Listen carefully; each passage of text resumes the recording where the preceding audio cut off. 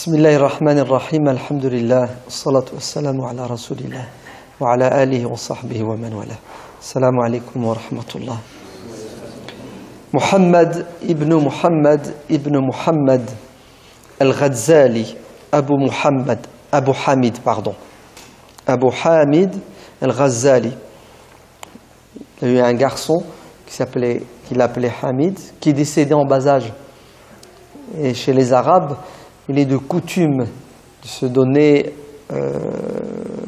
comme second prénom, un prénom qui a rapport avec quoi? Avec ton premier enfant né. Donc il s'appelle Abu Hamid al-Ghazali.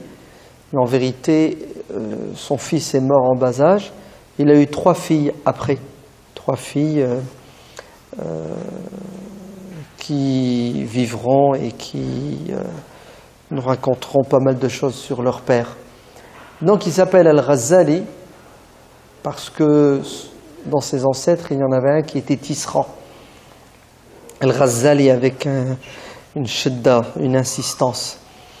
Ouais. Abu Hamid Al-Ghazali est né dans l'actuel Iran. Sachez que cette région du monde musulman, à l'époque, était une région très prolifique en savants. Énormément de savants musulmans sont originaires de cette région du monde. Et l'Iran de l'époque n'était pas chiite. L'Iran de l'époque était sunnite. Vous entendez? L'Irak, c'est en Irak qu'est né le chiisme, le Koufa. Il faut attendre le 18e, 19e siècle pour que le chiisme se répande en Iran, voire même devienne fort et puissant grâce à une dynastie qui voit le jour, qui s'appelle As-Safawiyoun, les Séfavides. Mais pendant des siècles, l'Iran a toujours été majoritairement sunnite. Une parenthèse, il y a 3 semaines, les chiites iraniens séfavides ont encore exécuté quelques dizaines de savants, de prédicateurs musulmans en Iran. Ils les pendent, ils les tuent. D'accord? La liste est longue, c'est des dizaines, voire des centaines de milliers depuis la révolution dite islamique de 79 qu'ils tuent, qu'ils exécutent des musulmans sunnites, surtout les Kurdes, puisque les Kurdes sont sunnites. Donc il est originaire de là-bas, des alentours d'une ville qui s'appelle Tous. Tous. Et comme tous les enfants, cursus scolaire classique, où on apprend le Coran, la langue arabe et les sciences religieuses. Son père, Mohammed, était quelqu'un d'illettré, d'analphabète. D'ailleurs, il a regretté toute sa vie de ne pas avoir eu cette chance que nous avons de lire, d'étudier, d'apprendre.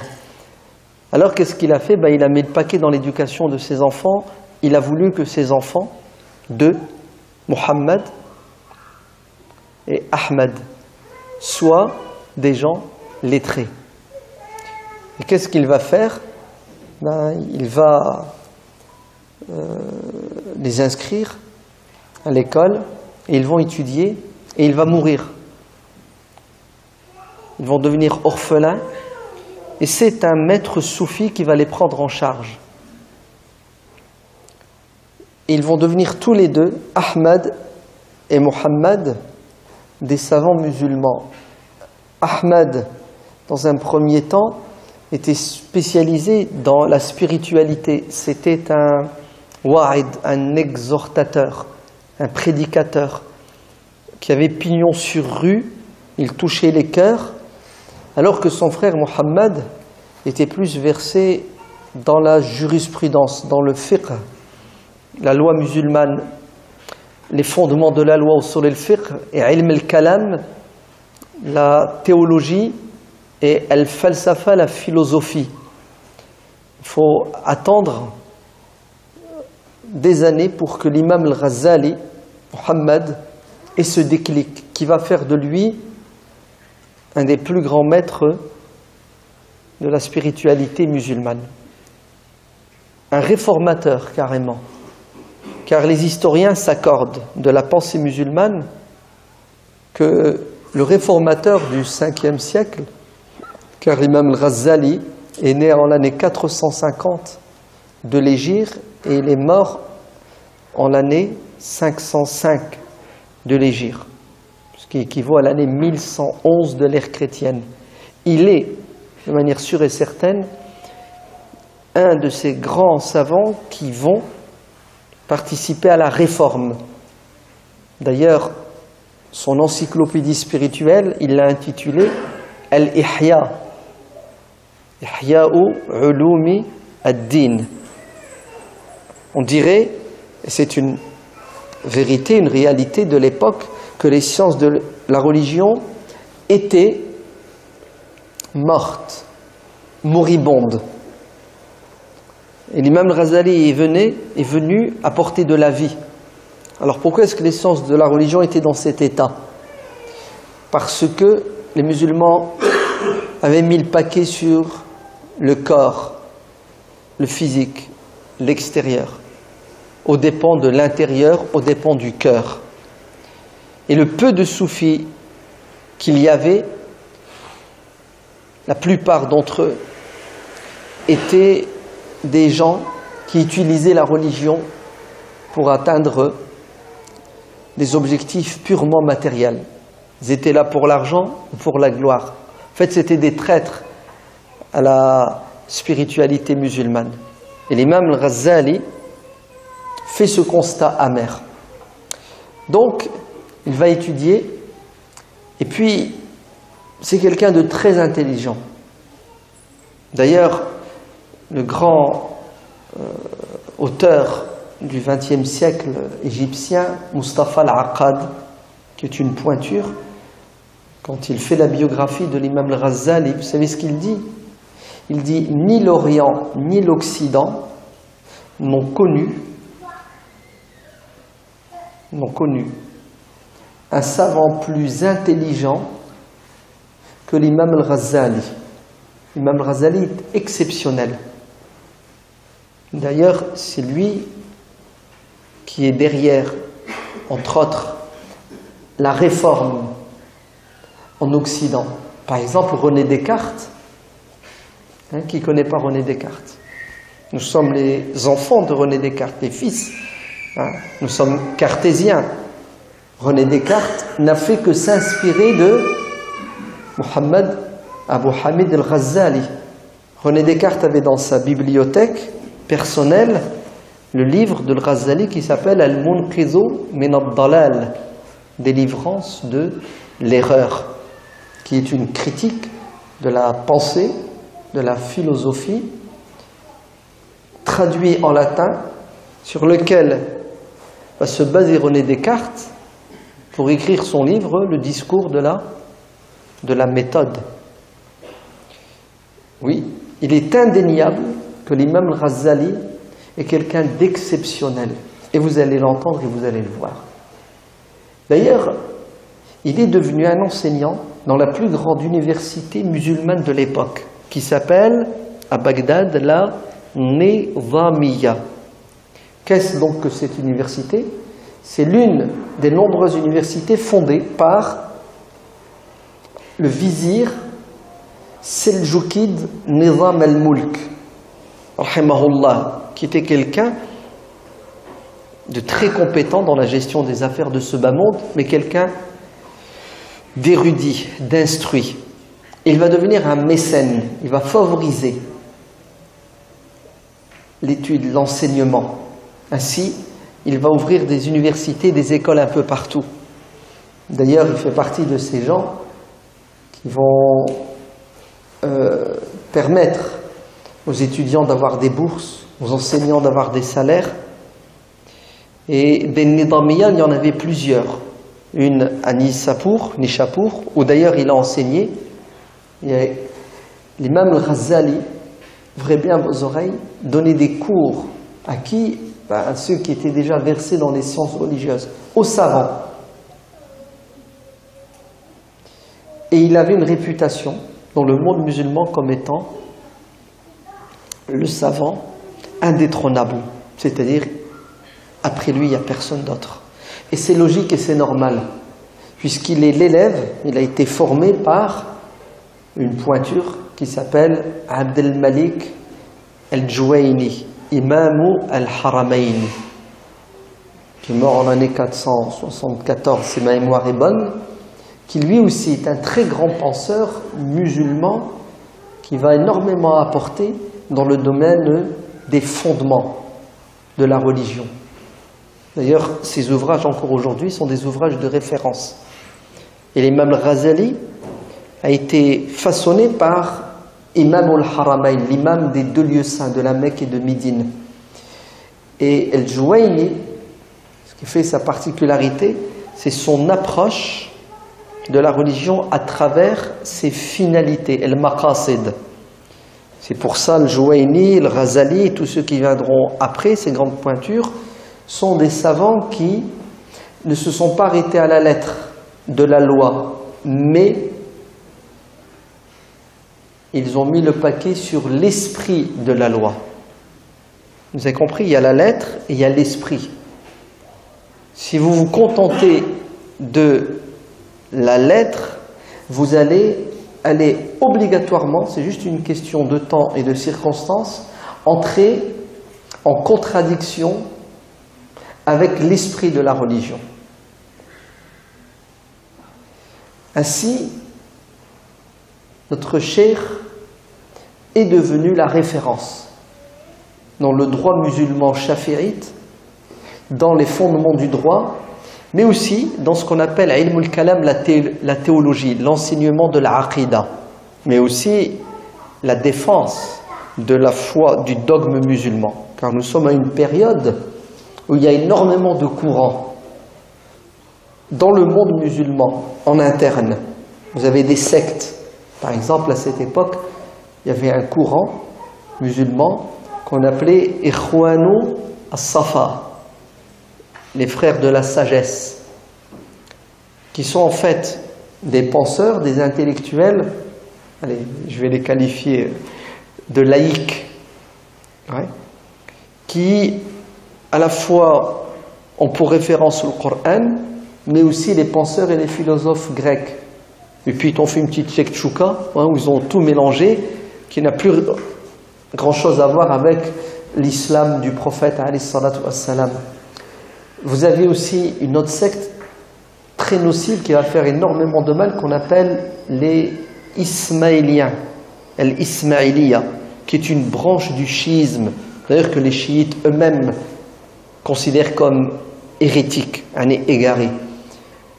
En fait, à l'époque de l'imam Ghazali, vous avez un courant dans le monde musulman qui a un impact terrible sur les intellectuels qu'on appelle l'ésotérisme, al-batiniya, c'est-à-dire des gens qui répandent l'idée qu'il y a un sens apparent et un sens caché. Il y a ce que tu lis et ce qu'il faut lire, que le commun des musulmans ne peut pas lire parce qu'il n'a pas les outils. Eux, ils les ont. Résultat, ils font dire au Coran le contraire de ce que le Coran dit.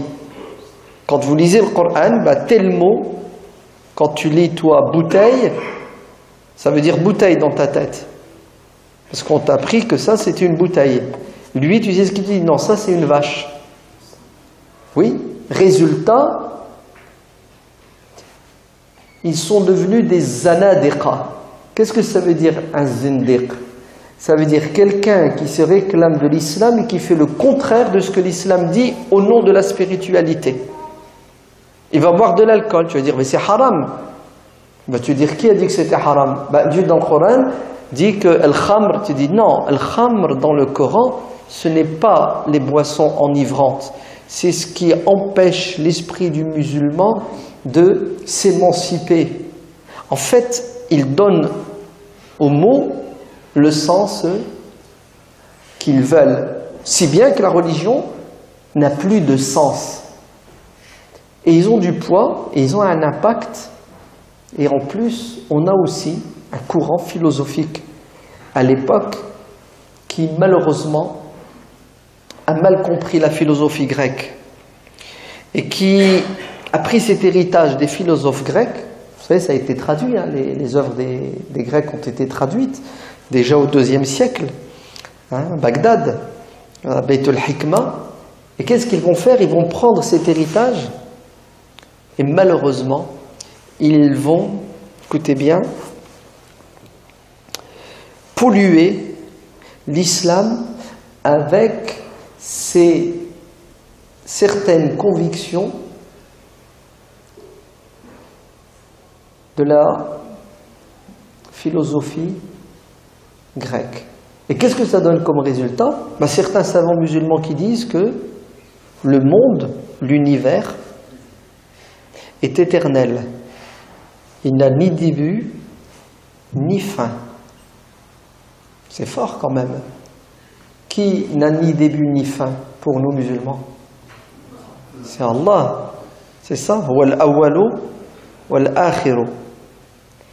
Maintenant, vous avez certains penseurs, savants musulmans qui te disent que al-alam, le monde, l'univers, n'a ni début ni fin.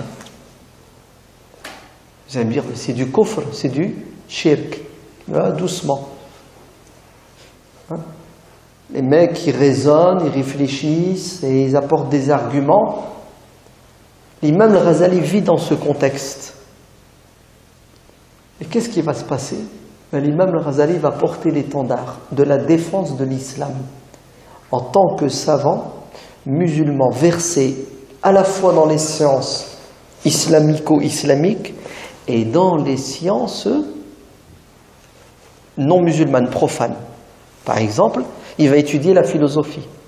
Pendant 2 ans, il se concentre sur l'étude de la philosophie grecque. Et 2 ans, il analyse et la critique. Si bien qu'il dit de lui-même, dans ses épîtres, qu'il maîtrise la philosophie grecque plus que les penseurs grecs eux-mêmes. Ce n'est pas de la vanité et de l'orgueil de sa part. Il va écrire un livre fondamental qui s'appelle Tahafut al-Falasifa, de la nullité et de la contradiction de la philosophie grecque.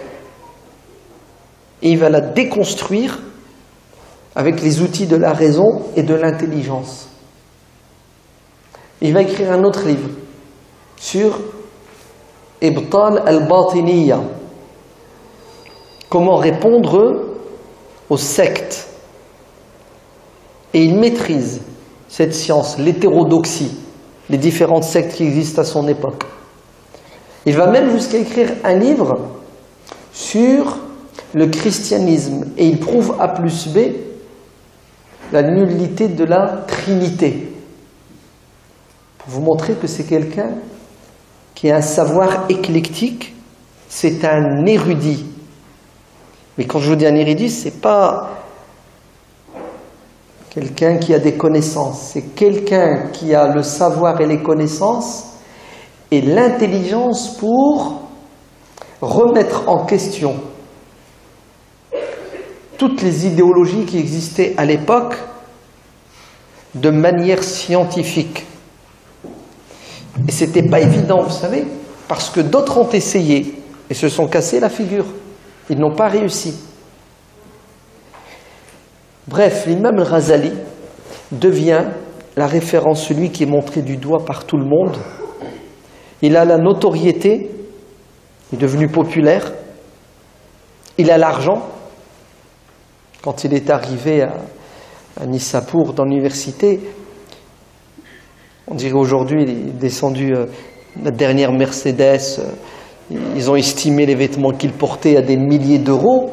C'était quelqu'un qui vivait dans la richesse, l'opulence, dans la gloire et la reconnaissance.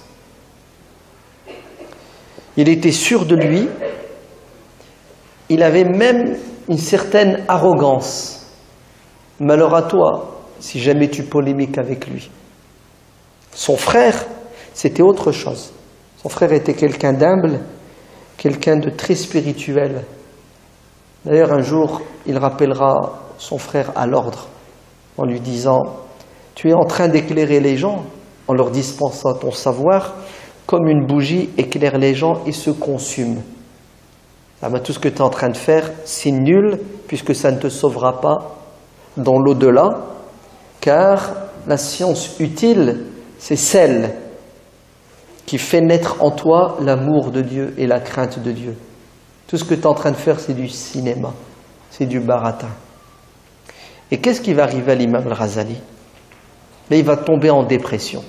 Oui, puisqu'il dit de lui-même, dans ses mémoires spirituelles, Al-Munqizu min ad-dalal, délivrance de l'erreur, et le bouquin existe en français.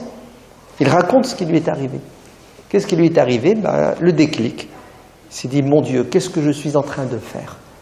Je perds mon temps. En fait, je trompe les gens et je me trompe moi-même. Dieu est au courant de quoi? Du tréfonds de nos poitrines.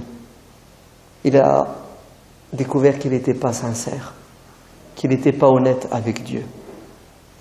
Et il dit que ça le travaille, et à un moment donné, écoutez bien, il perd la parole. Il n'arrive plus à parler. Il n'arrive même plus à manger, ni à dormir.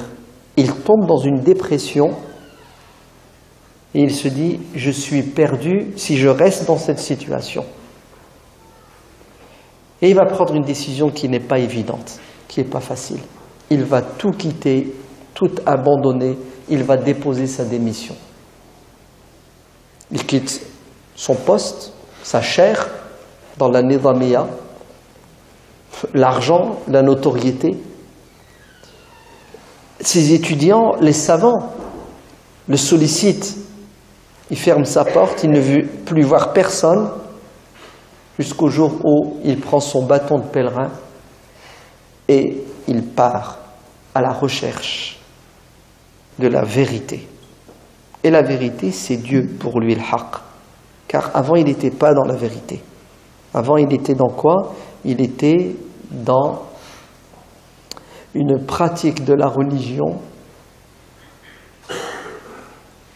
folklorique. C'était que de l'apparence, du vent.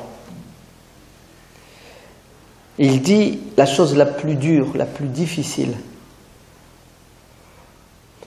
pour lui, ça a été d'abandonner sa famille, ses 3 filles qu'il adorait. Et pendant 10 ans, il ne verra pas sa femme, ni ses enfants, ni sa famille. Et vous savez où il part? Il part se réfugier dans la Terre Sainte, dans le Cham. Il va à Damas, il y reste 1 an et demi, et il prend la décision d'aller à Jérusalem el-Quds. Et heureusement qu'il y est allé, puisque 1 an après, Jérusalem tombe entre les mains des croisés qui débarquent. Et il revient à Damas. Et il va faire une retraite spirituelle qui va durer 10 ans. Oui. Et pendant 10 ans, il médite. Pendant 10 ans, il se regarde dans un miroir. Pendant 10 ans, il se remet en question. Pendant 10 ans, il parle avec Dieu. C'est pas 1 an, c'est pas 2, hein. Vous vous rendez compte? 10 ans. En fait, il a compris que pour aller vers Dieu, il fallait d'abord qu'il se débarrasse des boulets. De quoi? De la dunya, qui le tirait vers le bas.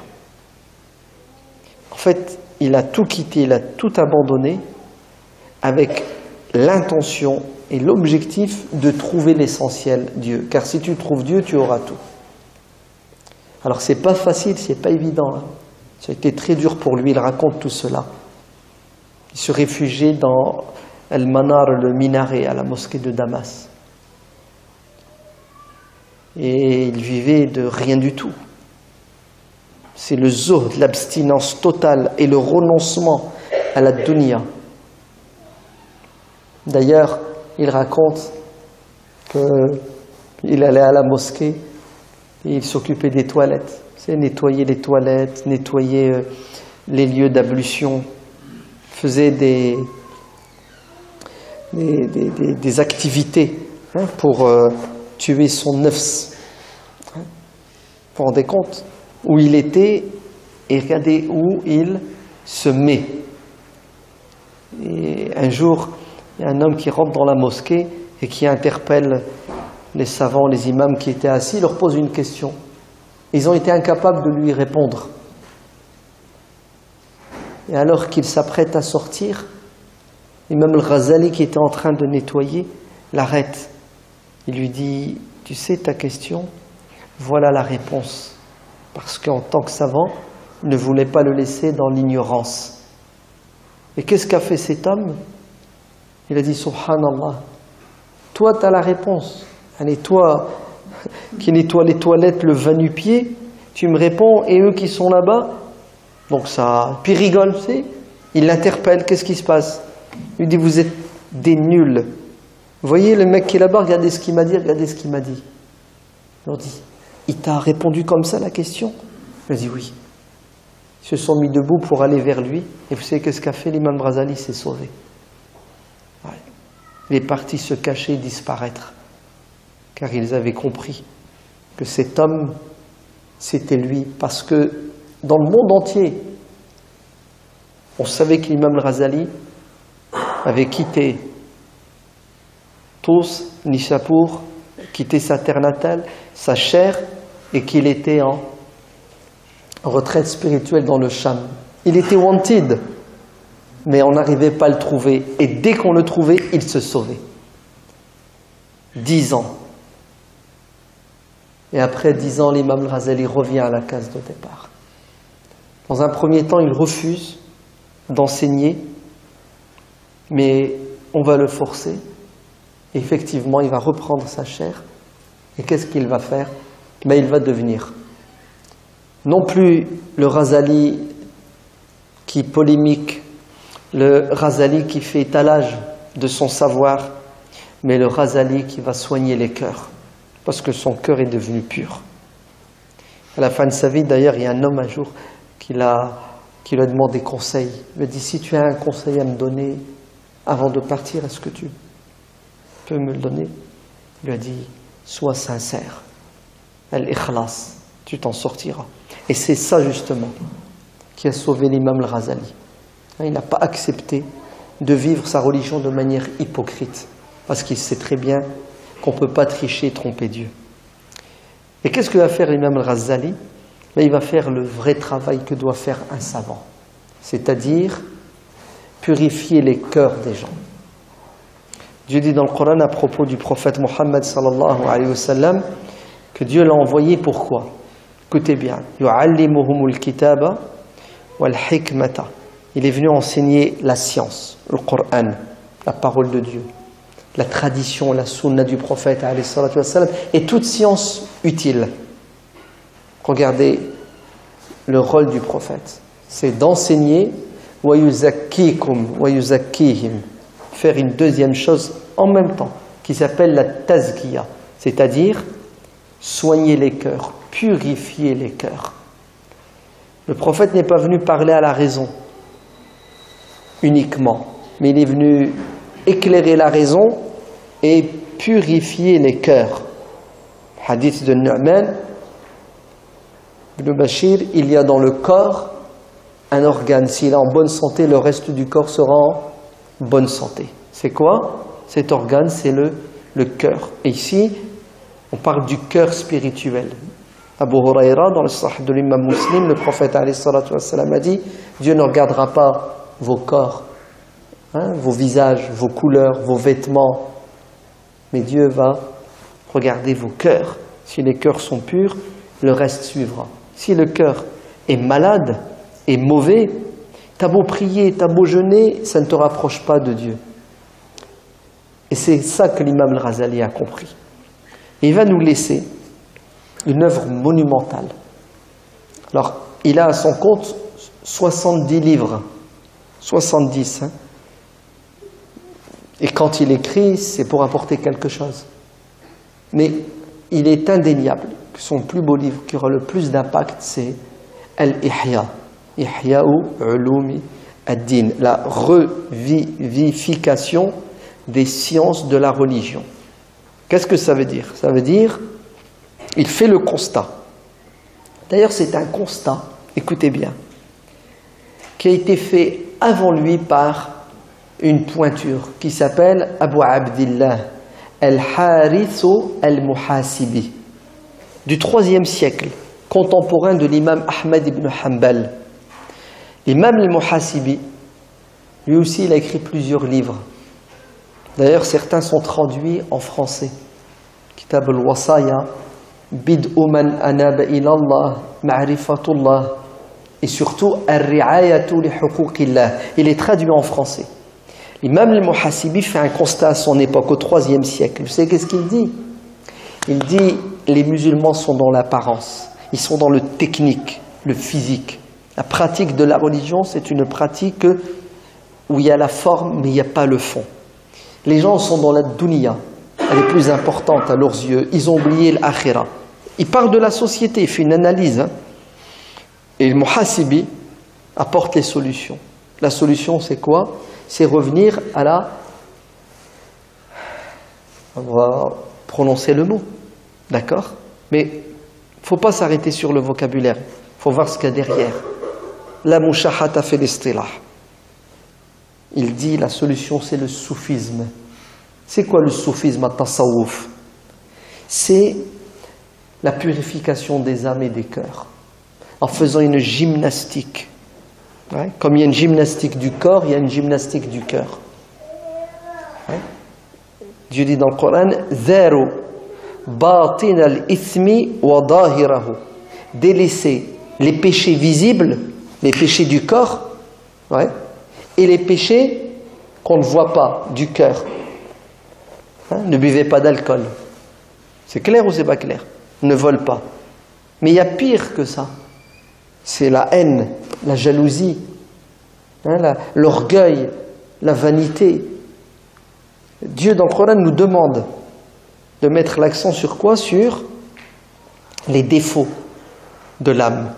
Le Muhasibi va travailler dans ce sens. Lui est tout un courant qu'on appellera le soufisme. Vous savez que le soufisme, c'est par excellence la science utile, nécessaire pour sauver son âme. Bien sûr. Pourquoi? Vous pensez que la prière, c'est ruku', sujud, dirigé vers la qibla? Vous pensez que c'est ça la prière? Il y en a qui prient et qui sont hypocrites. Tu les vois prier, mais ils sont hypocrites. La prière, c'est ton cœur pendant que tu es prosterné, pendant que tu es incliné. Et tout ça, l'imam al-Ghazali l'explique. Dans son Ihya, tu as le chapitre qui s'appelle Kitabu Asrari as-Salati, les secrets de la prière. Vous savez comment il l'appelle? Le livre des secrets de la prière. Qu'est-ce que fait l'imam al-Ghazali? 3-4 pages où il explique comment faire la prière selon le madhab shafi'ite, le côté technique, hein, les ablutions, la qibla. C'est une histoire d'une demi-heure, 1 heure, et je te donne le mode d'emploi physique pour accomplir salat dhuhr. Et pendant les 250 pages suivantes, qu'est-ce que fait l'imam al-Ghazali? De quoi il parle à votre avis?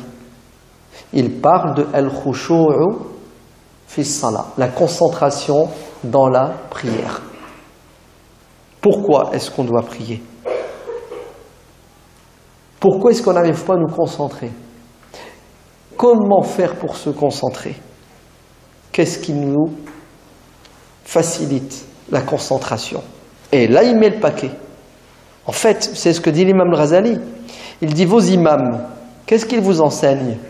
Ils vous enseignent une partie de la religion qui est la plus facile et la secondaire. Et ils délaissent le fondamental et l'essentiel. D'ailleurs, c'est ce qu'on fait nous aussi aujourd'hui. Quand quelqu'un se convertit à l'islam, on fait quoi? Viens, je vais t'apprendre le wudu, c'est ça? je vais t'apprendre la prière, et après on le lâche dans la nature, miskin. Il a la pêche pendant 6 mois, et après il découvre que bon, oui, et après. Parce que son cœur, lui, n'a pas bougé. Parce qu'on ne lui a pas appris les secrets de la prière. D'ailleurs, c'est ce que dit Hudayfa ibn al-Yaman, un compagnon du prophète, alayhi salatu wassalam. Il dit que la première des sciences qui va disparaître, c'est la science de la concentration dans la prière. Ilm al-khushu' fi as-salah. La première des sciences qui va disparaître. C'est-à-dire, la première faute que vont commettre les savants musulmans, ceux qui sont censés soigner les gens, c'est quoi? C'est d'abandonner, de délaisser une science qui s'appelle at-tasawwuf, ilm al-haqiqa, c'est-à-dire l'intérieur, l'ésotérisme. Nous, on est dans l'exotérisme, ouais, le corps, et on délaisse. Et l'imam al-Ghazali fait ce constat. Tu dis, regardez, les voilà les musulmans, comment ils sont. Ils sont dans une contradiction flagrante. Dieu dit dans le Coran, Inna as-salata tanha 'anil fahsha'i wal munkar. Une prière bien accomplie doit te dissuader de faire le blâmable, tout ce qui est mauvais. Il prie, il sort de la mosquée, il fait tout ce qui est mauvais. Donc ça veut dire qu'il n'a pas prié comme il se doit. Mais pourtant le ruku' était nickel, le sujoud était nickel, la récitation était bonne. En fait, qu'est-ce qui ne va pas? C'est le moteur qui est mort. L'imam al-Ghazali va rebooster les sciences de la religion en ramenant le curseur vers l'essentiel qui est la sincérité, la piété, l'amour. D'ailleurs, son livre commence par l'ilm, la science. Et il insiste beaucoup, l'imam al-Ghazali, sur l'importance du savoir. Mais lequel de savoir? Le savoir qu'il avait avant, qui lui permettait de gagner, lorsqu'il polémiquait, d'être une référence, de remettre en question les bases de la philosophie grecque. Tu dis non, c'est pas ça la science. Vous savez c'est laquelle la science? C'est la science qui permet aux savants de craindre Dieu si bien qu'il n'a pas peur de dire la vérité même s'il doit y laisser sa vie. Vous savez quand il est revenu, Sinjar, le fils de Alb Arsalan, le sultan Seldjoukide, il le convoque et l'invite. Et l'imam al-Ghazali lui répond dans une épître, des épîtres persanes, parce que l'imam al-Ghazali écrivait en arabe et en perse. Vous savez qu'est-ce qu'il lui dit? Il lui dit, je me suis engagé et j'ai promis à Dieu de ne jamais accepter de l'argent des puissants de ce monde, ni de les côtoyer et les fréquenter.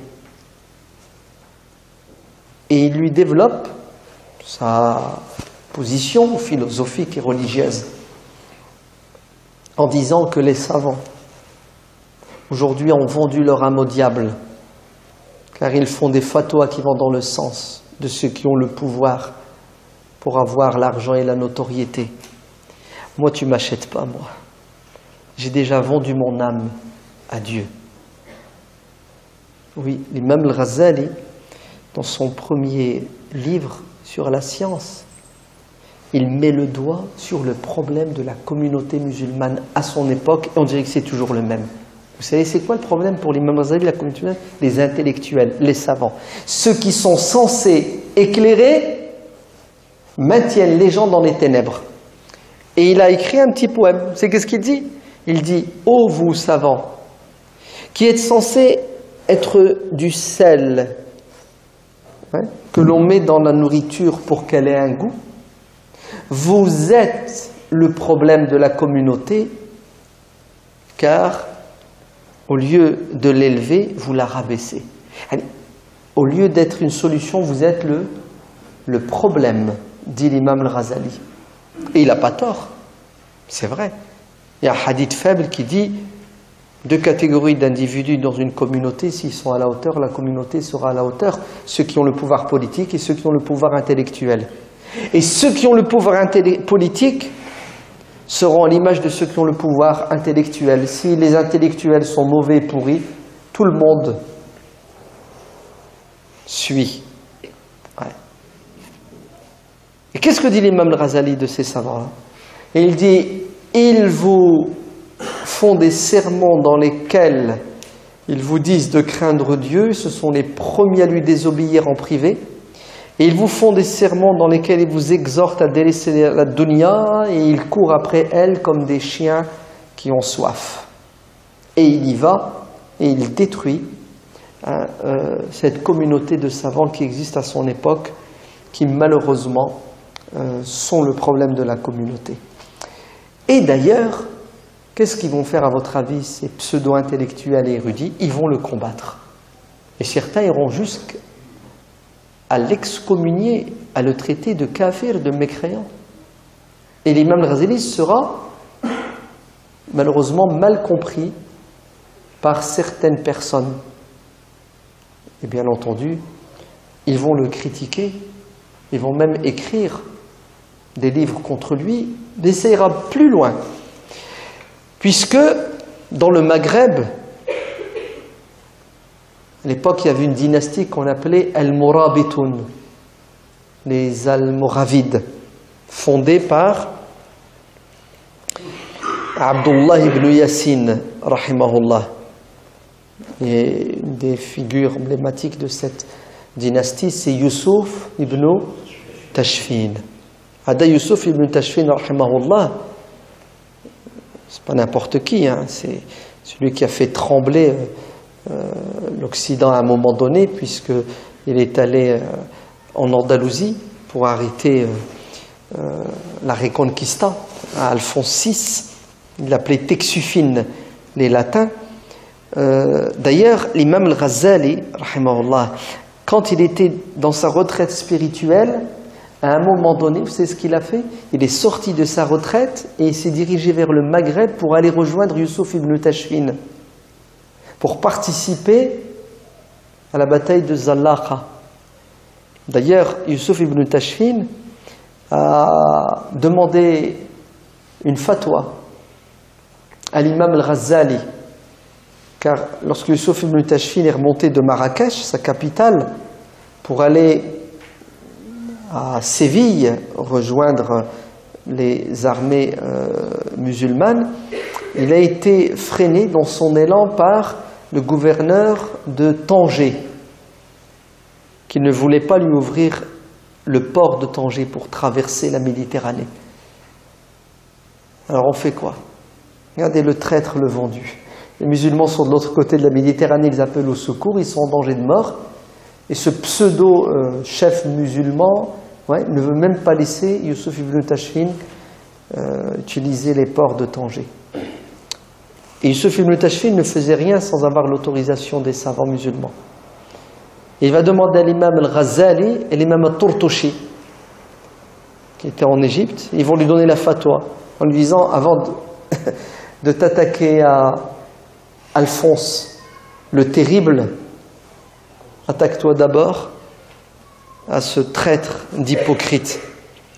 Et l'imam al-Ghazali, donc, il s'en allait, et il n'ira pas jusqu'au bout, puisqu'il fera demi-tour.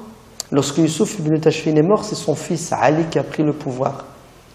Vous savez ce que va faire ce Ali ibn Yusuf ibn Tashfin, malheureusement, et c'est à cause de certains savants qui n'ont pas compris l'imam al-Ghazali, ou qui ont estimé qu'il était trop critique, ou tout simplement qui étaient jaloux, car la jalousie existe chez tout le monde et 2 fois plus chez les savants.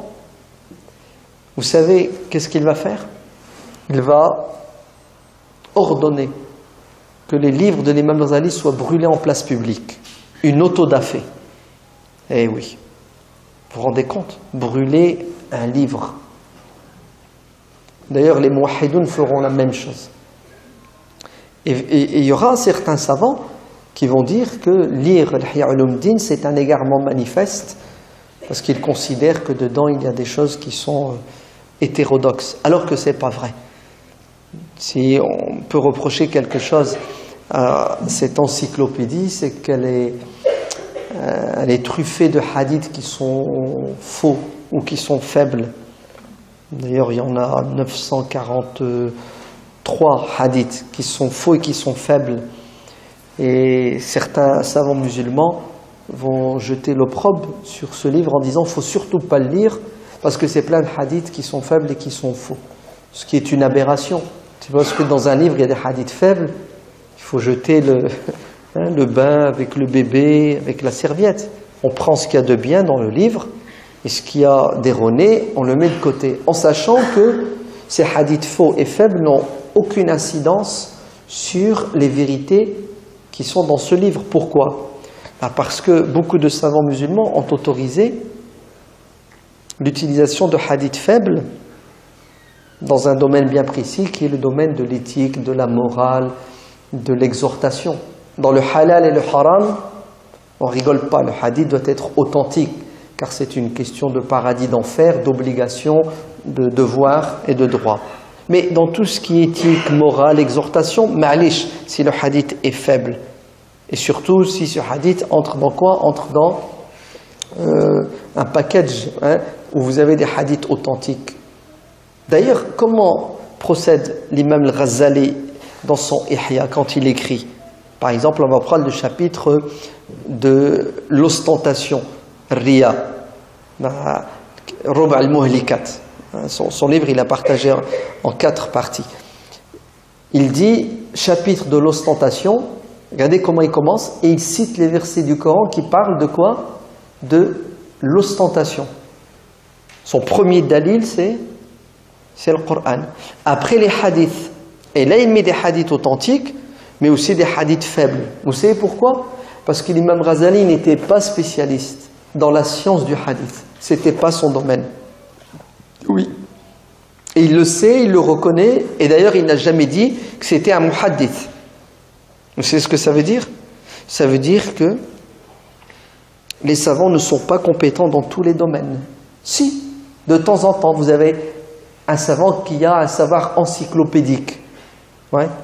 Il est spécialiste du Coran, spécialiste du fiqh, spécialiste de l'aqida, spécialiste du hadith, spécialiste de la langue arabe. Et bon, ça ne court pas les rues. Plus le temps avance, moins ils sont nombreux ces savants, puisque les sciences ne cessent de quoi ? De s'agrandir. L'imam al-Ghazali, c'était pas son domaine le hadith, mais alors là, pas du tout. Et il utilisait les livres existants comme référence, notamment Qut al-Qulub de Abu Talib al-Makki, c'est sa référence, qui lui aussi est un livre truffé de hadiths qui ne sont pas authentiques, mais qui ne sont pas dangereux dans le sens où ils ne sont pas en train d'autoriser le halal, le haram ou interdire le halal. L'imam Ahmad ibn Hanbal, pour lui, il préfère le hadith faible à l'opinion d'un savant. C'est-à-dire pour lui, le hadith faible peut servir de base et de source lorsque il n'y a rien dans le Coran, rien dans les hadiths authentiques. Bref, il est dit dans la biographie de l'imam Ghazali qu'à la fin de sa vie, il va donner un peu plus de temps à l'étude de la sunna authentique, puisqu'il deviendra l'élève d'un spécialiste du hadith et il lui transmettra le sahih de l'imam al-Bukhari et le sahih de l'imam Muslim, mais bon, c'était à la fin de sa vie, il est mort dans la foulée. Al-Ihya est une œuvre monumentale. D'ailleurs, pas mal de gens ont des expériences extraordinaires avec Al-Ihya. Je vous raconte une anecdote qui est rapportée par Mahmoud Abd al-Halim, rahimahullah. Mahmoud Abd al-Halim, c'est le premier qui a fait une histoire du mouvement des frères musulmans en Égypte, de la naissance jusque les années 50. Donc il raconte comment ce mouvement est né, ce qu'il a fait, les réalisations, etc., etc. Et dans son livre, à un moment donné, il parle d'un jeune musulman égyptien qui était à fond dans la pratique et qui assistait au cours du mardi de Cheikh Hassan al-Banna, engagé. Et puis à un moment donné, il va connaître quoi? Il va connaître une baisse de foi et tout doucement il va s'éloigner. Vous savez, il y a toujours une période de zèle et après une période où malheureusement l'être humain, c'est la fatra, les hauts et les bas. Il s'éloigne et voire même il disparaît. L'imam Hassan al-Banna, qui avait le souci de suivre ses élèves, demande à ce qu'on le retrouve et ils l'ont retrouvé. Et vous savez qu'est-ce qui lui est arrivé, Miskin? Il a quitté l'islam. Il a quitté l'islam. Pourquoi est-ce qu'il a quitté l'islam, ce jeune homme? C'est parce qu'il est tombé fou amoureux d'une jeune fille, d'accord, qu'il croisait, avec qui il échangeait souvent. Et il s'avère que cette jeune fille est une chrétienne, égyptienne, copte. Et elle lui a posé comme condition pour l'épouser qu'il devienne chrétien. Et effectivement, par amour pour cette femme, il va abandonner l'islam et elle va refuser de se marier avec lui en lui disant: tu n'es pas sincère dans ta conversion, tu te convertis pour m'épouser, je vais te tester, tu vas devenir diacre, tu vas rester à l'église, c'est toi qui vas sonner les cloches, etc. Et quand j'estimerai que tu es à fond dedans, je t'épouserai.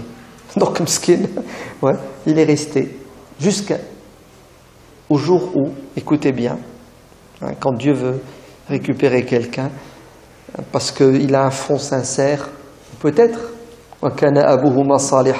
ses parents étaient des gens pieux et sincères, il va faire un rêve où il va voir le prophète sallallahu alayhi wa sallam dans son rêve, écoutez bien, qui est à sa droite le prophète Moussa alayhi salatu wassalam et le prophète Isa alayhi salatu wassalam.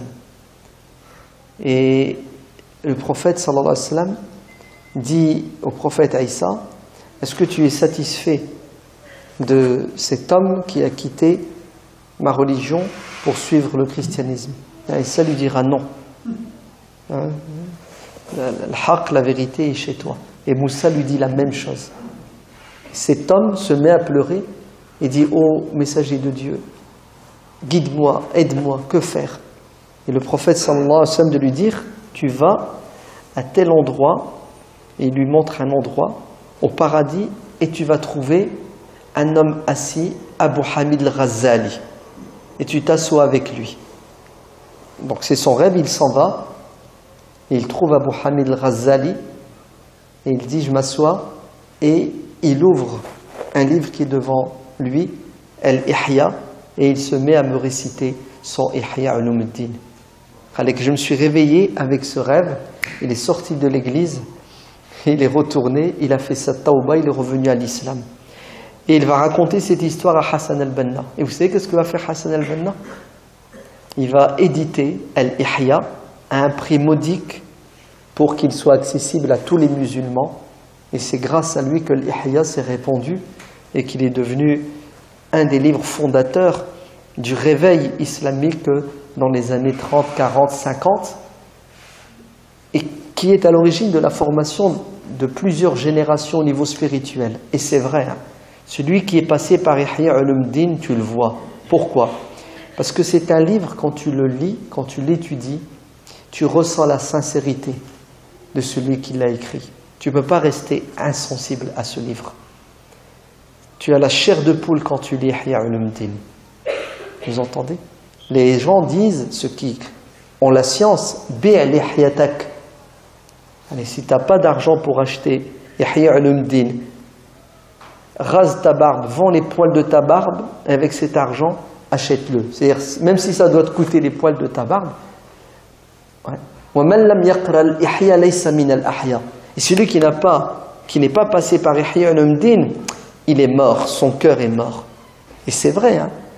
Subhanallah, les musulmans, depuis qu'ils ont délaissé cette science, le soufisme, on s'entend, c'est ce que c'est que le soufisme, hein.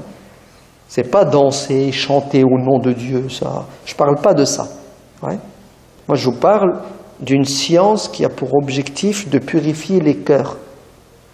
Vous allez me dire, oui, pourquoi tu l'appelles soufisme? Et c'est quoi le problème d'appeler soufisme?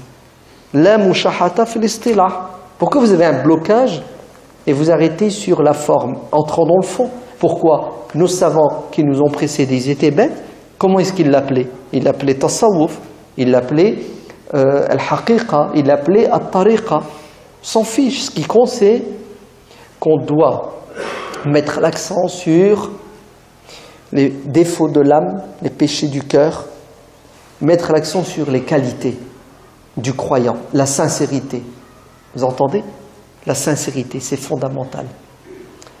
L'imam al-Ghazali, rahimahullah,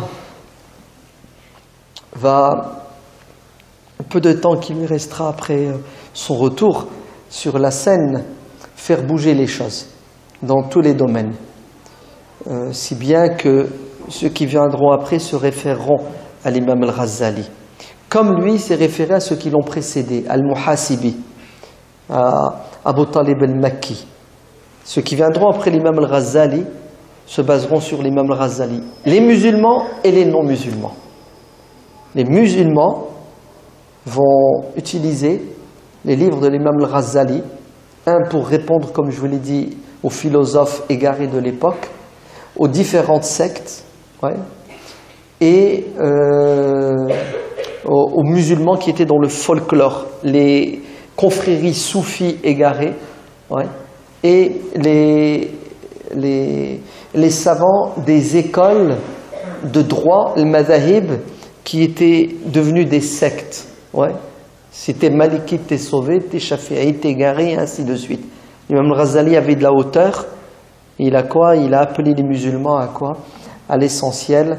Et l'essentiel, c'est l'amour de Dieu, la crainte de Dieu, et comprendre et pratiquer cette religion à la lumière de ses objectifs nobles. Et son fiqh est un fiqh pragmatique qui répond aux problématiques de son époque. C'est un fiqh de l'waqi', de la réalité. Je vous recommande donc ce livre qui s'appelle Al-Munqidhu min ad-dalal, délivrance de l'erreur. Il est traduit, il existe en français. Et le chemin qui mène à Rabb dil Izzati wal Jalal, qui mène à Dieu. Il raconte tout ce qu'il a vécu, tout ce qu'il a ressenti, comment il s'en est sorti. Ce sont des mémoires spirituelles, très importants. Le deuxième bouquin, c'est Al-Ihya. Donc il est écrit, il est traduit en français et en plusieurs livres, hein, les secrets de la prière, les secrets du pèlerinage, etc., etc. Voire même l'étudier, faire des halaqat, et à chaque fois prendre une thématique et l'étudier ensemble. L'imam Hassan al-Banna, rahimahullah, il avait une halaqa réservée à l'élite du mouvement qui portait le fardeau de la responsabilité une fois par semaine. Et vous savez, c'était quoi le programme? L'étude de Ihya Ulumuddin. Car la pire des choses, c'est d'oublier Dieu, car celui qui oublie Dieu s'oublie soi-même et il oublie sa religion. Que Dieu vous bénisse et vous protège. Il y a un autre Muhammad al-Ghazali, non, vous ne le connaissez pas? Contemporain, il est décédé en 1999. En fait, ce n'est pas son vrai nom c'est Muhammad al-Saqqa. Vous savez pourquoi on l'appelle Muhammad al-Ghazali? Parce que son père, ouais, rêvait d'avoir un enfant comme Abu Hamid al-Ghazali. Et quand effectivement Dieu lui a donné un enfant, il lui a donné le nom de Muhammad al-Ghazali. Et effectivement, le Cheikh Muhammad al-Ghazali al-Saqqa, qui est mort en 1999, c'était quelqu'un d'autrement spirituel et il est devenu l'avocat de l'islam de manière incontestée au XXe siècle. Cheikh Muhammad al-Ghazali al-Saqqa, il a à son compte plus de 100 livres, était l'avocat de l'islam. Ouais. Et la plupart des savants aujourd'hui qui sont des savants responsables au service de l'islam et de la communauté sont le fruit de l'éducation de Cheikh Muhammad al-Ghazali. La preuve, c'est que le grand Cheikh Youssouf al-Qaradawi, que Dieu lui donne longue vie, il a eu 90 ans il y a 2 mois. Vous entendez? Il a eu 90 ans il y a 2 mois. C'est ce que ça veut dire? Ça veut dire, ça fait, ouvrez bien vos oreilles, 75 ans ouais, 75 ans, qu'il est engagé au service de Dieu. Car à l'âge de 15 ans, il était déjà imam. Qu'est-ce que je dis? À 13 ans, il faisait tarawih. Ouais. À 15 ans, il faisait des conférences. 75 ans d'engagement, de sacrifice. 75 ans de ilm, de science. Vous entendez? 75 années de quoi? De science. Vous comprenez pourquoi des dizaines de milliers de savants l'ont choisi comme le savant des savants. D'ailleurs, l'imam al-Ghazali, on l'appelle Hujjatul Islam. C'est un titre honorifique. Hujjatul Islam, ça veut dire au-dessus, c'est le soleil. C'est-à-dire qu'il n'y a pas... Cheikh Youssouf al-Qaradawi est le président de l'Association mondiale des savants musulmans. Cheikh Youssouf al-Qaradawi a écrit un bouquin. Vous savez comment il s'appelle? Muhammad al-Ghazali, donc Abu Hamid, hein, ouais, Cheikh Abu Hamid, Hujjatul Islam Abu Hamid, et son œuvre éducative. Comment Cheikh Abu Hamid al-Ghazali a réussi à quoi? À pondre un projet d'éducation pour la communauté musulmane, pour la réveiller de la léthargie dans laquelle elle était plongée. Et jusqu'à aujourd'hui, tout le monde vous dira que c'est impressionnant comment cet homme était sincère. La preuve, on voit les résultats. Et il a écrit un deuxième livre qui s'appelle Cheikh Mohammed al-Ghazali. Donc le deuxième, son maître, qui est mort en 1999, comme je l'ai connu. Et il dit, tel père, tel fils, spirituel. Et c'est vrai qu'ils se ressemblent dans le fond et dans la forme. Dans le fond et dans la forme. Donc Allah yabarak fikoum, ouais. Rangez vos tablettes, vos portables et lisez, lisez, lisez. On a tendance à délaisser la lecture de ce qui est nécessaire, fondamental et important. Ouais. Al-Ihya, vous devez l'avoir, vous devez le lire, vous devez l'étudier. Pourquoi? Pour votre santé spirituelle.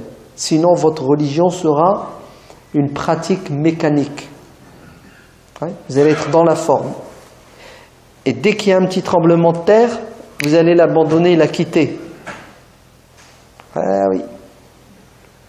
Beaucoup de jeunes sont entrés dans l'islam en croyant que l'islam c'était un rite. Et ils ont oublié que l'islam c'était d'abord une spiritualité. Mais ils ne sont pas restés longtemps. Tu ne peux pas tenir. La fitna, elle est terrible. Hein, elle est terrible, la fitna. Il faut avoir un cœur en bonne santé. Et le cœur en bonne santé, c'est un cœur qui a été pris en charge par un maître. Eh oui. Ar-Rahman fas'al bihi khabiran. Et l'imam al-Ghazali, dans son livre Al-Ihya, c'est ce qu'il dit. Il dit, si vous voulez vous en sortir, il vous faut un cheikh. Comme le prophète sallallahu alayhi wa sallam a éduqué ses compagnons, en leur donnant la science et en les purifiant, il vous faut un cheikh et un maître qui va vous prendre par la main et vous guider vers Dieu. فَلَنْ تَجِدَ لَهُ وَلِيًّا مُرْشِدًا. Vous savez, celui qui doit être égaré, il s'égare parce qu'il n'a pas un murshid, un guide qui est pieux. Vous avez compris? On a besoin d'un murshid wali, un wali murshid. Ouais. Quelqu'un de pieux, de savant, et qui nous prend par la main, qui nous accompagne.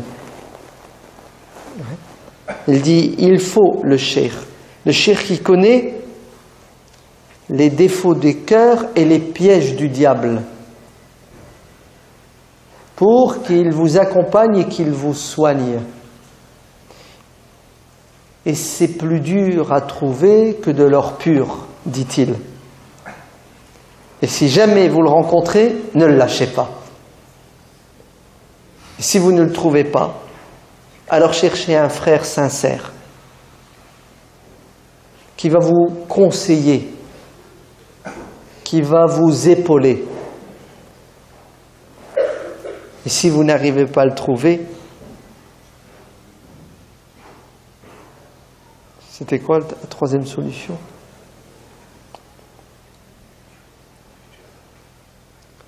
Il a parlé du cheikh, il a parlé du frère, il a parlé de... Non, pas la lecture. Avant, ça ne leur passait pas par la tête de dire aux gens, allez lire. Ils te disaient, viens. Ouais. Ils n'apprenaient pas comme ça la science religieuse, les gens avant. Ils apprenaient de la bouche des savants. Parce que qu'est-ce qu'ils prenaient des savants? Ils ne prenaient pas uniquement la connaissance, ils prenaient autre chose. Vous savez quoi? Ce qu'on appelle al-hal. Il y a le maqal ou al-hal. C'est-à-dire, avec le cheikh, tu apprends, tu comprends. Mais c'est quoi le but d'apprendre et de comprendre? C'est de craindre Dieu et de l'aimer. Le cheikh te transmet, à travers son exemple et son modèle, la spiritualité. Ouais. Les sahaba le disent, le prophète alayhi salatu wassalam, dégagez quelque chose. Que Dieu nous préserve de toute forme d'égarement. Il nous donne la foi et la sincérité. Qu'Allah nous permette de côtoyer, de croiser des gens qui vont nous éclairer, qui vont nous aider à cheminer. Qu'Allah fasse miséricorde à nos parents, nous redonne le paradis.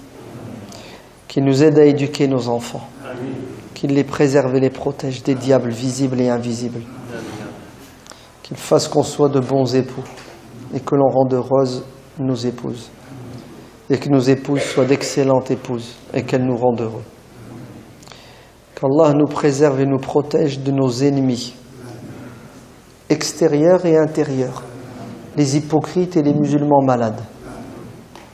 Qu'Allah soit aux côtés des opprimés partout sur terre, qu'il leur donne la victoire contre les tyrans et les dictateurs, qu'il nous donne la sincérité dans nos paroles, nos actes et nos pensées.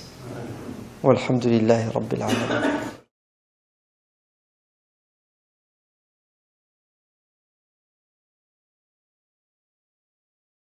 Il va même jusqu'à écrire un livre sur le christianisme et il prouve A plus B la nullité de la Trinité. Pour vous montrer que c'est quelqu'un qui a un savoir éclectique, c'est un érudit. Mais quand je vous dis un érudit, c'est pas quelqu'un qui a des connaissances, c'est quelqu'un qui a le savoir et les connaissances et l'intelligence pour remettre en question toutes les idéologies qui existaient à l'époque de manière scientifique. Et c'était pas évident, vous savez, parce que d'autres ont essayé et se sont cassés la figure. Ils n'ont pas réussi. Bref, l'imam al-Ghazali devient la référence, celui qui est montré du doigt par tout le monde. Il a la notoriété, il est devenu populaire, il a l'argent. Quand il est arrivé à Nisapur, dans l'université, on dirait aujourd'hui, il est descendu la dernière Mercedes, ils ont estimé les vêtements qu'il portait à des milliers d'euros. C'était quelqu'un qui vivait dans la richesse, l'opulence, dans la gloire et la reconnaissance. Il était sûr de lui, il avait même une certaine arrogance. Malheur à toi, si jamais tu polémiques avec lui. Son frère, c'était autre chose. Son frère était quelqu'un d'humble, quelqu'un de très spirituel. D'ailleurs, un jour, il rappellera son frère à l'ordre en lui disant « Tu es en train d'éclairer les gens en leur dispensant ton savoir, comme une bougie éclaire les gens et se consume. Tout ce que tu es en train de faire, c'est nul, puisque ça ne te sauvera pas dans l'au-delà, car la science utile, c'est celle qui fait naître en toi l'amour de Dieu et la crainte de Dieu. Tout ce que tu es en train de faire, c'est du cinéma, c'est du baratin. Et qu'est-ce qui va arriver à l'imam al-Ghazali ? mais il va tomber en dépression.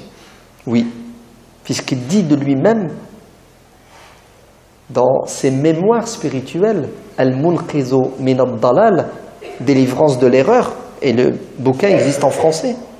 Il raconte ce qui lui est arrivé. Qu'est-ce qui lui est arrivé? Le déclic. Il s'est dit, mon Dieu, qu'est-ce que je suis en train de faire? Je perds mon temps. En fait, je trompe les gens et je me trompe moi-même.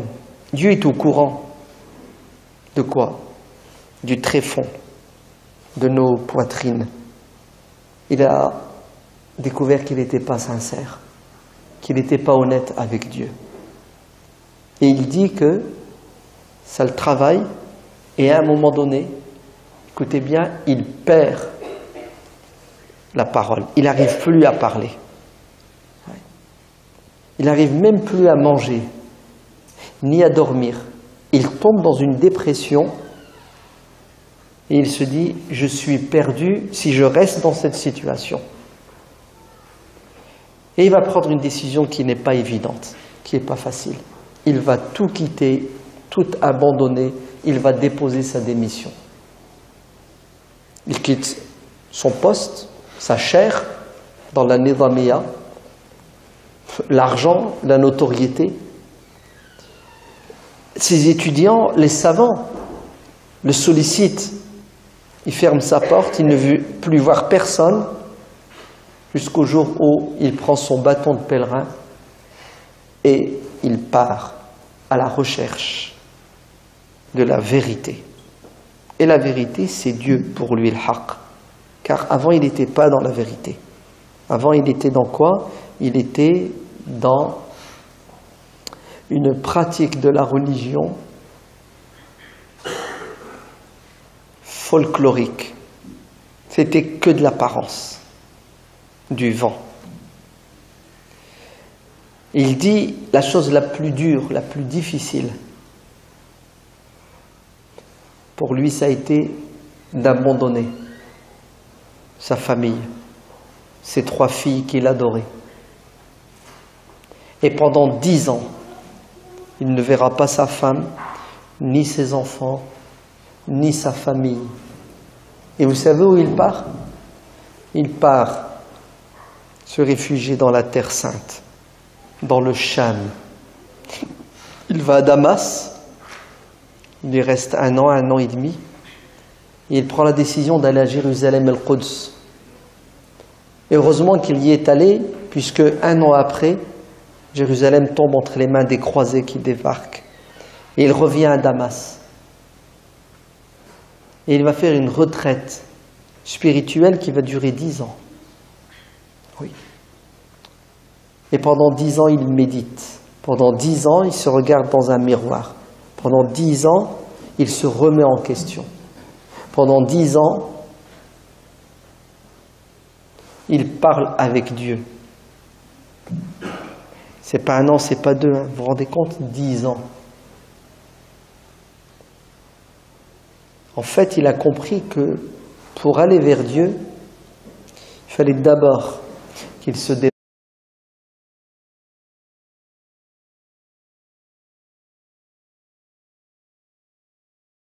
Bismillahirrahmanirrahim, alhamdulillah, salatu wassalamu ala rasulillah, wa ala alihi wa sahbihi wa man wala.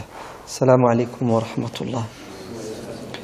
Muhammad ibn Muhammad al-Ghazali, Abu Hamid al-Ghazali. Il y a eu un garçon qu'il appelait Hamid, qui est décédé en bas âge. Et chez les Arabes, il est de coutume de se donner comme second prénom, un prénom qui a rapport avec quoi? Avec ton premier enfant né. Donc il s'appelle Abu Hamid al-Ghazali. Mais en vérité, son fils est mort en bas âge. Il a eu 3 filles après. 3 filles qui vivront et qui nous raconteront pas mal de choses sur leur père. Donc il s'appelle Al-Ghazali parce que dans ses ancêtres, il y en avait un qui était tisserand. Al-Ghazali avec une shidda, une insistance. Ouais. Abu Hamid Al-Ghazali est né dans l'actuel Iran. Sachez que cette région du monde musulman, à l'époque, était une région très prolifique en savants. Énormément de savants musulmans sont originaires de cette région du monde. Et l'Iran de l'époque n'était pas chiite. L'Iran de l'époque était sunnite. Vous entendez? L'Irak, c'est en Irak qu'est né le chiisme, le Koufa. Il faut attendre le 18e, 19e siècle pour que le chiisme se répande en Iran, voire même devienne fort et puissant grâce à une dynastie qui voit le jour, qui s'appelle As-Safawiyoun, les Séfavides. Mais pendant des siècles, l'Iran a toujours été majoritairement sunnite. Une parenthèse, il y a 3 semaines, les chiites iraniens séfavides ont encore exécuté quelques dizaines de savants, de prédicateurs musulmans en Iran. Ils les pendent, ils les tuent. D'accord? La liste est longue, c'est des dizaines, voire des centaines de milliers depuis la révolution dite islamique de 79 qu'ils tuent et qu'ils exécutent des musulmans sunnites, surtout les Kurdes, puisque les Kurdes sont sunnites. Donc il est originaire de là-bas, des alentours d'une ville qui s'appelle Tous. Tous. Et comme tous les enfants, cursus scolaire classique, où on apprend le Coran, la langue arabe et les sciences religieuses. Son père, Mohammed, était quelqu'un d'illettré, d'analphabète. D'ailleurs, il a regretté toute sa vie de ne pas avoir eu cette chance que nous avons de lire, d'étudier, d'apprendre. Alors, qu'est-ce qu'il a fait? Il a mis le paquet dans l'éducation de ses enfants. Il a voulu que ses enfants, Mohammed et Ahmed, soient des gens lettrés. Et qu'est-ce qu'il va faire?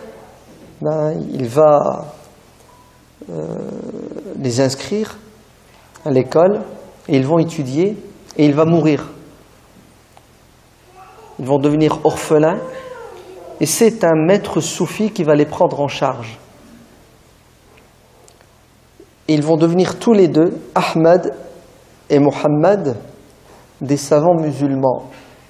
Ahmed, dans un premier temps, était spécialisé dans la spiritualité. C'était un wa'id, un exhortateur, un prédicateur qui avait pignon sur rue, il touchait les cœurs, alors que son frère Mohammed était plus versé dans la jurisprudence, dans le fiqh, la loi musulmane, les fondements de la loi sur le fiqh et ilm al-kalam, la théologie et al-falsafa, la philosophie.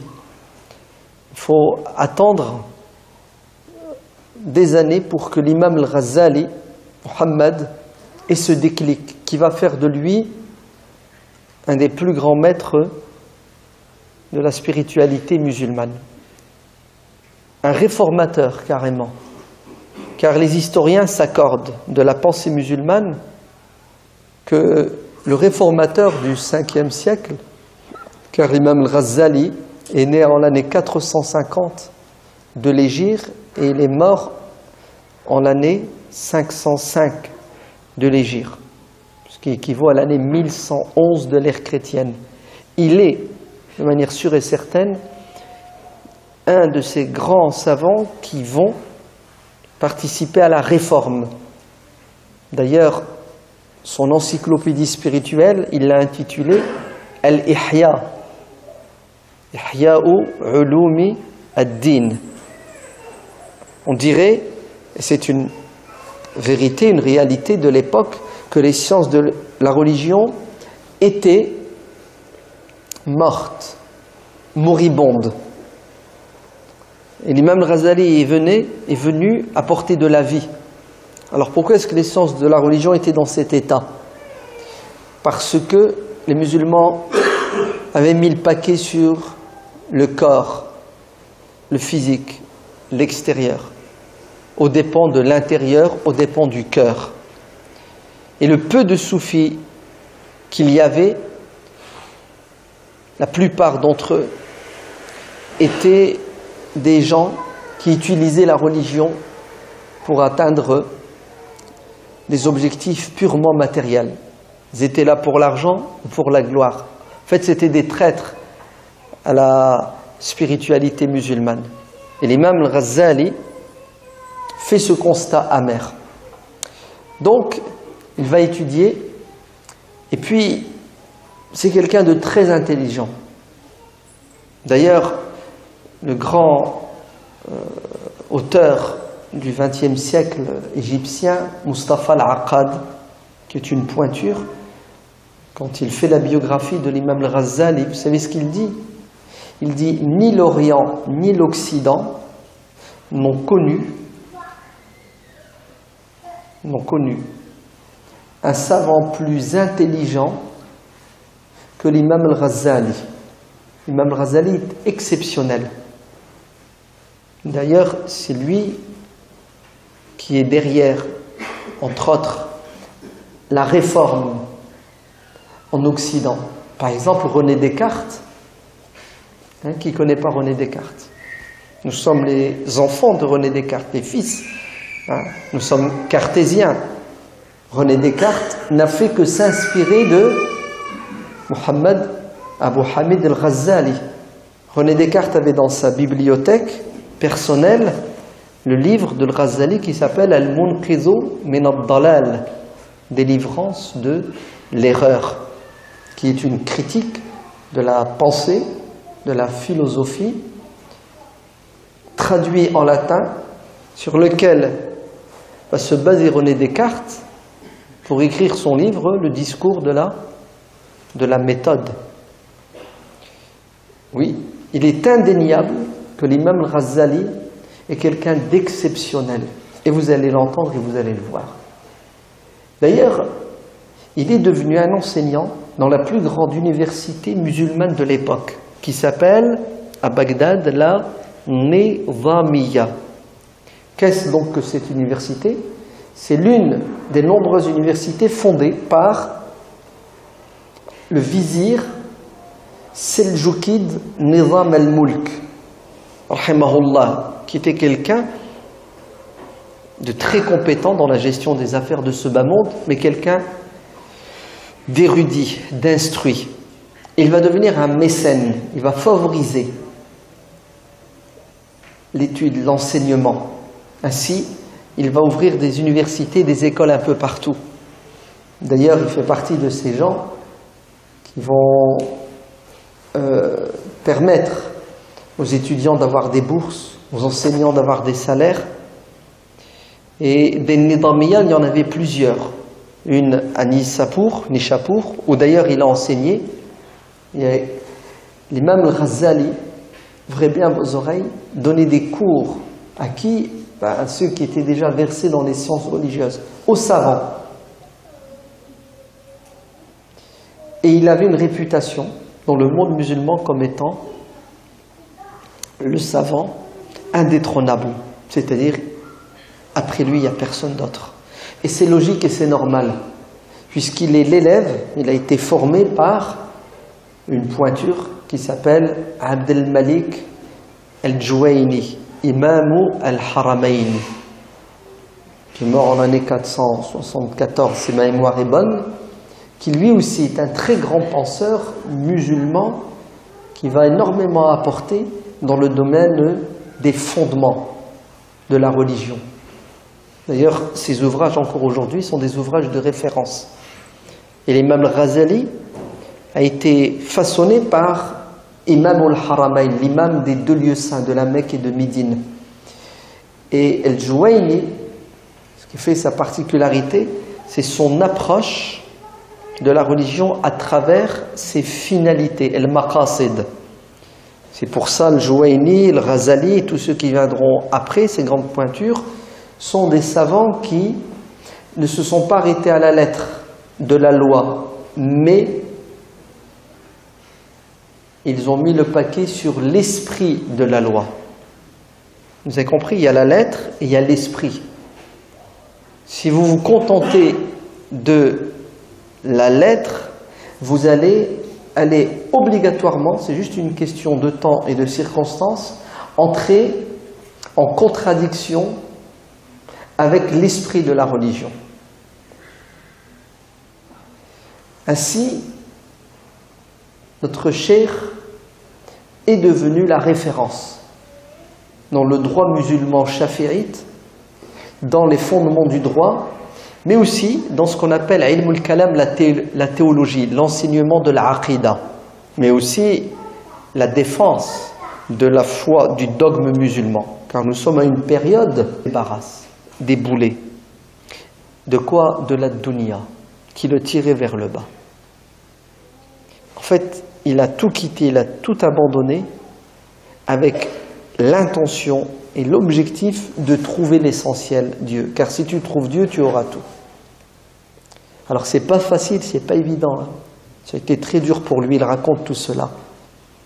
Il se réfugiait dans Al-Manar, le minaret, à la mosquée de Damas. Et il vivait de rien du tout. C'est le zuhd, l'abstinence totale et le renoncement à la dunya. D'ailleurs, il raconte qu'il allait à la mosquée et il s'occupait des toilettes. C'est nettoyer les toilettes, nettoyer les lieux d'ablution, faisait des activités pour tuer son nafs. Vous vous rendez compte? Où il était et regardez où il se met. Et un jour, il y a un homme qui rentre dans la mosquée et qui interpelle les savants, les imams qui étaient assis, leur pose une question. Ils ont été incapables de lui répondre. Et alors qu'il s'apprête à sortir, l'imam al-Ghazali, qui était en train de nettoyer, l'arrête. Il lui dit, tu sais ta question, voilà la réponse. Parce qu'en tant que savant, il ne voulait pas le laisser dans l'ignorance. Et qu'est-ce qu'a fait cet homme? Il a dit, Subhanallah, toi tu as la réponse. Allez, toi qui nettoie les toilettes, le va-nu-pied, tu me réponds, et eux qui sont là-bas? Donc ça, puis il rigole, tu sais. Il l'interpelle, qu'est-ce qui se passe? Il lui dit, vous êtes des nuls. Vous voyez le mec qui est là-bas, regardez ce qu'il m'a dit, regardez ce qu'il m'a dit. Il leur dit, il t'a répondu comme ça la question? Il a dit oui. Ils se sont mis debout pour aller vers lui. Et vous savez qu'est-ce qu'a fait l'imam Ghazali? Il s'est sauvé. Ouais. Il est parti se cacher, disparaître. Car ils avaient compris que cet homme, c'était lui. Parce que dans le monde entier, on savait que l'imam Ghazali avait quitté tous, Nishapur, quitté sa terre natale, sa chair, et qu'il était en retraite spirituelle dans le Cham. Il était wanted, mais on n'arrivait pas à le trouver. Et dès qu'on le trouvait, il se sauvait. 10 ans. Et après 10 ans, l'imam Ghazali revient à la case de départ. Dans un premier temps, il refuse d'enseigner, mais on va le forcer. Et effectivement, il va reprendre sa chair. Et qu'est-ce qu'il va faire? Ben, il va devenir non plus le Ghazali qui polémique, le Ghazali qui fait étalage de son savoir, mais le Ghazali qui va soigner les cœurs, parce que son cœur est devenu pur. À la fin de sa vie, d'ailleurs, il y a un homme un jour qui lui a demandé conseil. Il lui a dit, si tu as un conseil à me donner avant de partir, est-ce que tu peux me le donner? Il lui a dit, sois sincère. Al-Ikhlas, tu t'en sortiras. Et c'est ça justement qui a sauvé l'imam al-Ghazali. Il n'a pas accepté de vivre sa religion de manière hypocrite, parce qu'il sait très bien qu'on ne peut pas tricher et tromper Dieu. Et qu'est-ce que va faire l'imam al-Ghazali? Il va faire le vrai travail que doit faire un savant, c'est-à-dire purifier les cœurs des gens. Dieu dit dans le Coran à propos du prophète Mohammed sallallahu alayhi wa sallam que Dieu l'a envoyé pourquoi? Écoutez bien. Yu'allimuhumul kitaba wal hikmata. Il est venu enseigner la science, le Coran, la parole de Dieu, la tradition, la sunna du prophète, alayhi salatu wassalam, et toute science utile. Regardez le rôle du prophète. C'est d'enseigner wa yuzakkikum wa yuzakkihim. Faire une deuxième chose en même temps, qui s'appelle la tazkiya, c'est-à-dire soigner les cœurs, purifier les cœurs. Le prophète n'est pas venu parler à la raison uniquement, mais il est venu éclairer la raison et purifier les cœurs. Hadith de Nu'man ibn Bashir, il y a dans le corps un organe. S'il est en bonne santé, le reste du corps sera en bonne santé. C'est quoi? Cet organe, c'est le cœur. Et ici, on parle du cœur spirituel. Abu Huraira, dans le Sahih de l'imam Muslim, le prophète alayhi salatu wassalam a dit: Dieu ne regardera pas vos corps, vos visages, vos couleurs, vos vêtements, mais Dieu va regarder vos cœurs. Si les cœurs sont purs, le reste suivra. Si le cœur est malade et mauvais, t'as beau prier, t'as beau jeûner, ça ne te rapproche pas de Dieu. Et c'est ça que l'imam al-Ghazali a compris. Et il va nous laisser une œuvre monumentale. Alors, il a à son compte 70 livres. 70. Et quand il écrit, c'est pour apporter quelque chose. Mais il est indéniable que son plus beau livre, qui aura le plus d'impact, c'est Al-Ihya. Ihya'u ulumi ad-din. La revivification des sciences de la religion. Qu'est-ce que ça veut dire? Ça veut dire, il fait le constat. D'ailleurs, c'est un constat où il y a énormément de courants dans le monde musulman, en interne. Vous avez des sectes.